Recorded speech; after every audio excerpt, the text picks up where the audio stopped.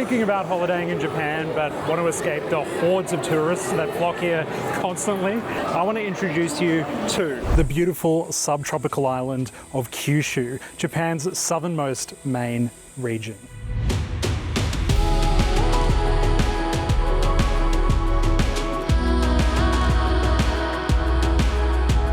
Kyushu features an abundance of natural wonders, including live volcanoes that is going off right now behind me, heaps of hot springs, and best of all, not as many tourists as Tokyo.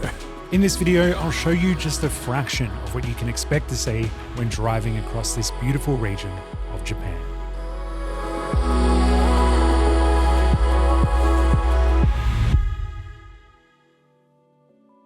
A city packed with cobblestone streets, vintage trams, and Catholic churches, Nagasaki oozes history. The arrival to Nagasaki airport alerts me to an unfortunately timed storm. No outdoor sightseeing today. Oh my god. That's not going to let me drown my spirits though. There is plenty of stuff to do and see in Nagasaki indoors. Let's go.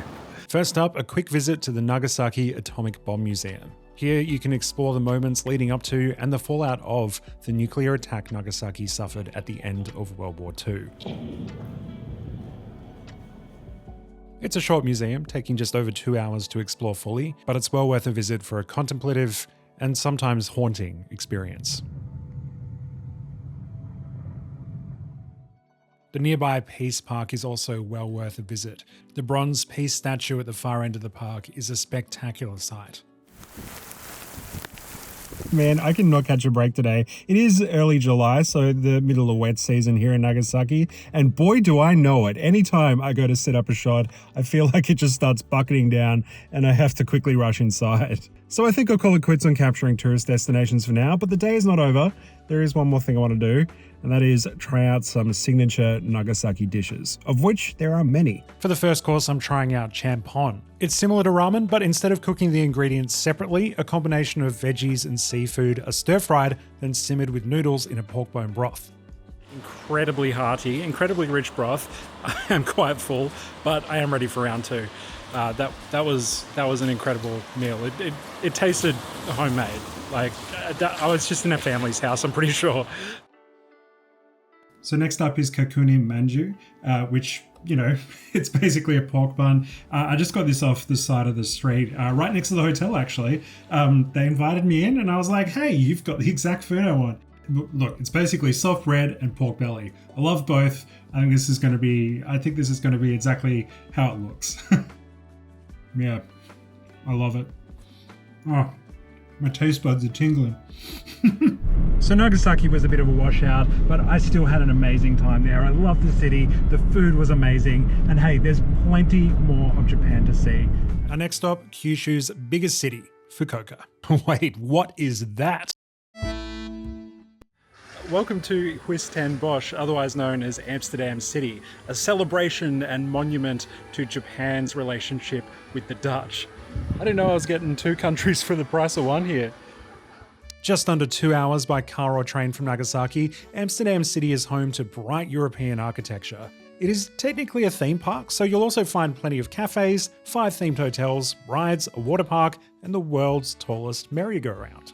Wow, they weren't kidding. That's 3 floors of horses. It's good vibes here. I'm having a lovely time. I feel very relaxed. You could mistake this for a European city, except maybe for the humidity. I'm not, it's sweaty out here. I can't stick around, but I'm told it gets much busier in the evening as the park comes alive with stunning fireworks displays and lantern shows. Before arriving in Fukuoka, I want to take one last quick detour to Okawachiyama Village. Tucked away in the hills, this quaint town is populated almost entirely by pottery stores. I am in love with this place. Every corner of Okawachiyama Village is decorated with hand-painted porcelain.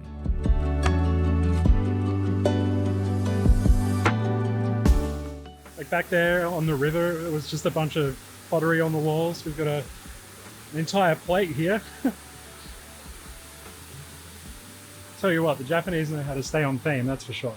Also, have you noticed there's no tourists around? Like I'm the only person here.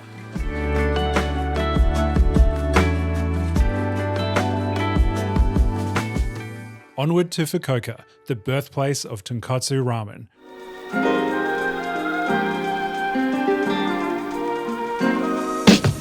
With one short night in Fukuoka, I have a single-minded mission. Eat a massive bowl of tonkatsu ramen. This goal leads me to Canal City, a sprawling mall with an actual canal that runs through the centre of it. It's the ramen stadium on the 5th floor I'm most interested in though. I have my pick of 8 ramen and noodle stores, but ultimately decide on Ramen Janabo Hakata-o. I place my order through a vending machine, take a seat, and am soon slurping pork bone broth by the bowlful. This is genuinely phenomenal. Wow. Just on the outskirts of Fukuoka is Nanzoin Temple, home to the largest reclining bronze Buddha statue in the world. At 41 meters long and 11 meters tall, this immense statue weighs roughly 300 tons and is about the same size as New York's Statue of Liberty. I'm actually kind of blown away by how big it is and how peaceful it is up here. You know, except for one Australian saying, "Wow, it's so peaceful." Yeah, really good way to start the morning.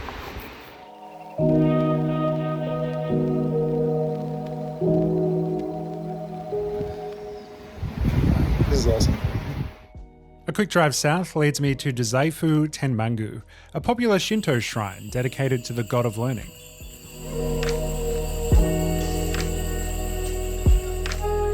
This is the first time I've actually run into a lot of local tourists on this trip, but I can see why. The grounds here are spectacular. There's also a shopping village with stone torii gates welcoming you into the shrine. There's even different types of entertainers stationed out the front of the koi pond. Before heading off, I decided to check out the Tenkai Inari Shrine, which sits atop a very steep stone staircase. Look at this. God, I would be so fit if I believed in something.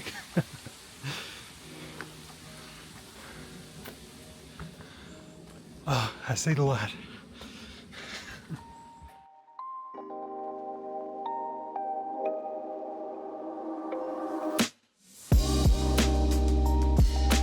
Next up is Beppu, the onsen capital of the world. With over 100 unique public baths with a wide variety of bathing styles on offer, Beppu is the perfect destination for travellers looking to soak up traditional Japanese bathing culture. Also scattered around the town are hot springs that you absolutely should not bathe in. Collectively known as the Seven Hells, a single $20 ticket will grant you entry to all of them.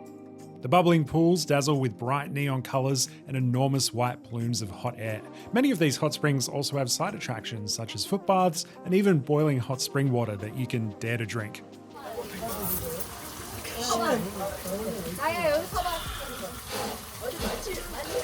Just outside of town is my favourite Beppu attraction though, Takasakiyama Natural Zoological Garden. This small park allows visitors to get up close and personal with the 1,200 or so wild macaques that freely roam the nearby hills. If you touch them, they will attack. If you feed them, they will attack. If you ask them how their day is going, oh, you better believe they'll attack. I'm yet to see any monkeys. So far I've just paid $5 to walk up a really steep hill. I'm sensing a common theme here in Japan.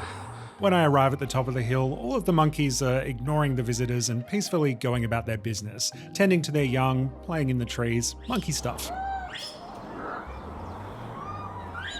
Come feeding time though, all hell breaks loose. Wow.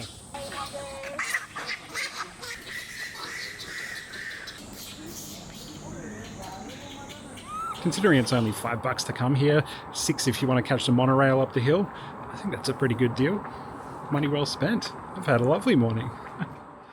Now for the activity I was looking forward to the most. Mt Aso, one of the world's biggest volcanoes, sits in the centre of one of the world's largest calderas, a great crater that cuts through the heart of Kyushu.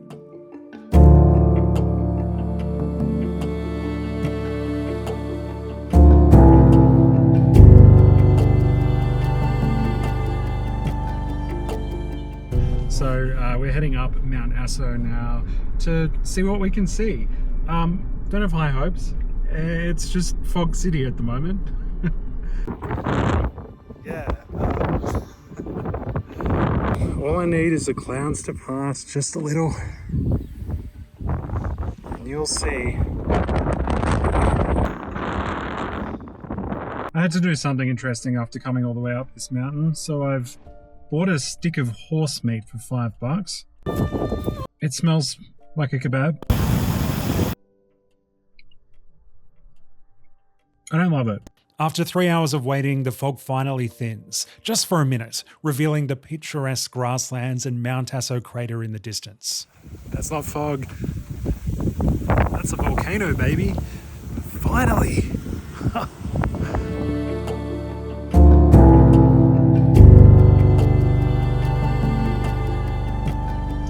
Oh man, I'm so happy that happened. I was so disappointed when I got up this morning and couldn't see anything. But for a brief moment, I got the shot, and that makes it feel so much more rewarding. So, hey, even if you do come here and you have the same issue that I do, stick around, chill out, maybe you've got some more time, just enjoy yourself. Because this really is a fantastic part of the world. And even though weather can sometimes get in the way, I am so glad that I didn't miss that. On the road down from Mt Aso, I spy my favorite view of this entire trip, the adorable Komazuka volcanic hill. At 50 meters tall and covered in a gorgeous blanket of green grass, this is often referred to as Japan's cutest volcano. It's not hard to see why.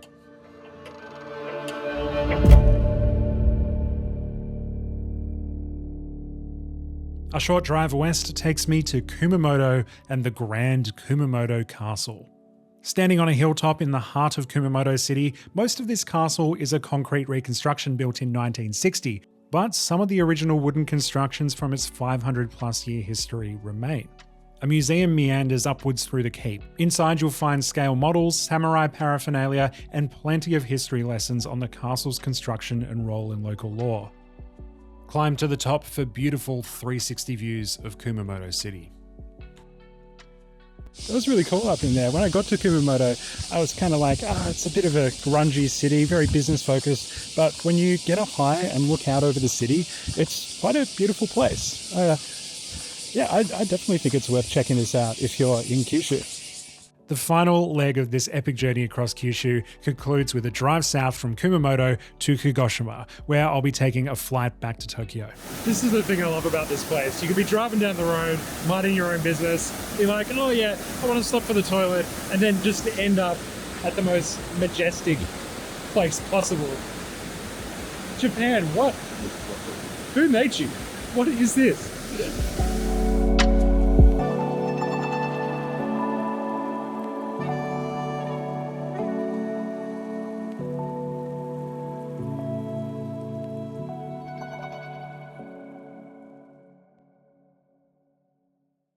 And that brings me to the end of my trip. A nice outlook over Sakurajima, which is an active volcano going off pretty much 24/7 these days. It is corny, but this whole trip has reiterated to me that it is about the journey. I just had an amazing time driving through Kyushu's countryside and stopping wherever I may and just seeing the greenery and the cities unfold before me. It was one of the best things I've ever done, and if you ever get the chance, I highly recommend doing something like this. Driving in Japan is awesome. There's just so much to see and do and explore. Hey, speaking of the journey being the best part of the trip, I flew here in JAL's first class. If you haven't seen that video already, including tips on how to book it for yourself, check the video out here. And I'm flying back on ANA's business class in their 787, and you can watch that video here. And if you liked this video and want to see more like it, hit subscribe. Let us know in the comments if you would do the trip, and yeah, I'll see you next time. Time for a sake.